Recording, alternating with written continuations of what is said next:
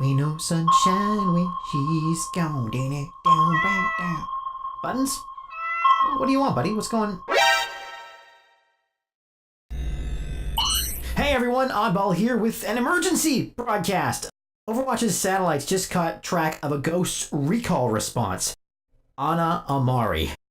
And at the same time, someone sent me a complete file on her. I don't know how accurate this is up to a point, but I'd figure I'd best broadcast it to you guys all the same. Ana Amari is widely considered to be the world's best sniper. Take that, Widowmaker. As the Omnic crisis inflicted a heavy toll on Egypt, the country's depleted and undermanned security forces relied on elite snipers for support. Mrs. Amari was one of them. Her superior marksmanship, decision-making, and instincts made her a natural selection to join the Overwatch strike team that would end the war. Following the success of Overwatch's original mission, Mrs. Amari served for many years as Strike Commander Morrison's second-in-command.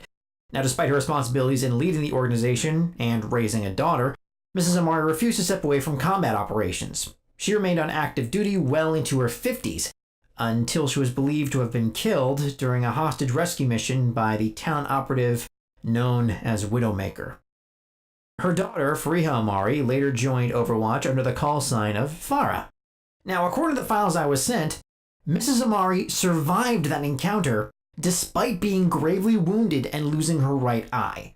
Okay, along with Amari and Morrison and Reyes, I'm starting to think we should go back and double check to see if we can actually find a body now. Because if all the people we thought we got rid of are actually coming back to haunt us, then we're in for a world of hurt.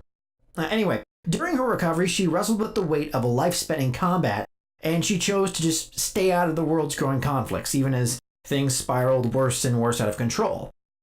As time passed, she realized she could not just sit on the sidelines while people threatened her city and all the innocents around her. Looks like Mrs. Amari has, 1, built a prototype biotic rifle that Mercy was strongly against anyone using, and has rejoined the fight to protect her country from the forces that would destabilize it. But I think she's also back in the band to help protect the team again.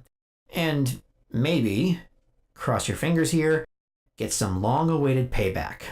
If you're listening, welcome home, Mrs. Amari. Let's get to work.